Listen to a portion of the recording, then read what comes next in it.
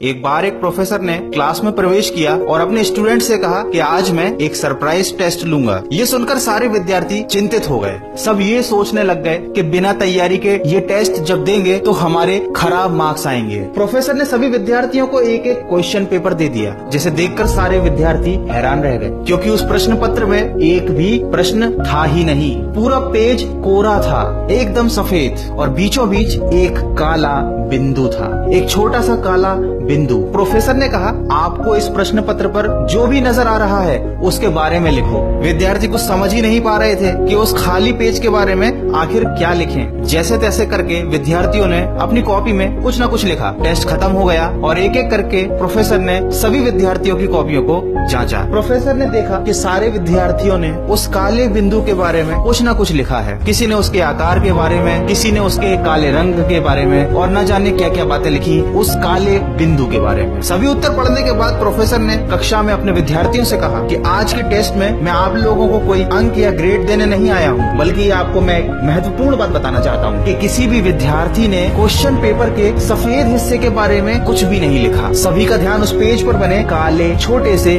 बिंदु पर ही क्यों रहा? क्योंकि हमारे जीवन में भी ऐसा ही होता है। हमारे पास पूरा सफेद पेज है, लेकिन हम हमेशा उस छोटे से काले बिंदु के समान छोटी छोटी समस्याओं के बारे में सोचते रहते हैं। हमारा ध्यान वही टिका रहता है। ईश्वर ने हमें जीवन रूपी उपहार दिया है, जिसमें हमारे पास खुशियां मनाने के लिए कोई ना कोई कारण होता ही है, लेकिन फिर भी हम छोटी छोटी समस्याओं से हमेशा चिंतित रहते हैं और हम हमेशा उनके ही बारे में सोचते रहते हैं। तो दोस्तों, जीवन में उस काले बिंदु का, इन समस्याओं का स्थान बहुत छोटा है, इसलिए अपना ध्यान उस काले बिंदु से हटा दीजिए और देखिए अपने सकारात्मक जीवन की तरफ, उस कोरे जीवन की तरफ देखिए जिसमें खुशियां ही खुशियां भरी हुई हैं, और सकारात्मक जीवन की राह में आगे बढ़िए। इसी आशा के साथ मैं मिलूंगा आपसे अगले वीडियो में, जो आपके जीवन में सकारात्मक ऊर्जा को भर दे। सुनते रहिए मन की आवाज।